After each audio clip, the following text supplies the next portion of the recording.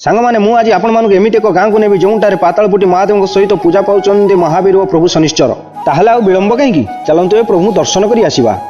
बर्तमान आसी पहुंची गले आम से गाँव में जो महादेव सहित पूजा पाउछन्ते प्रभु शनिश्चर। हाँ सांग मैंने यही पवित्र माटीर गाँटर ना हूँ कंतार जगतसिंहपुर ब्लॉक मुदुपुर पंचायत कंतार ग्राम।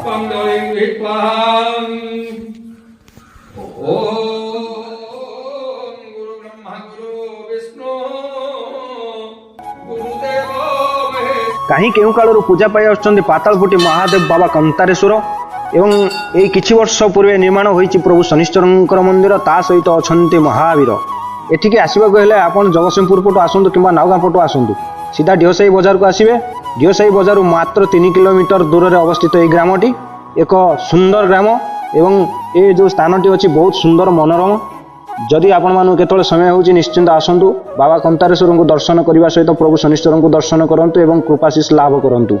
मो वीडियो गुडी को देखुथिबा सांग मानक विनम्र अनुरोध जदि आपण मानक गाँव रे किंबा अंचल रे पातालपुटी शैवपीठ थाए निश्चिंत कमेंट रे जणाइबे।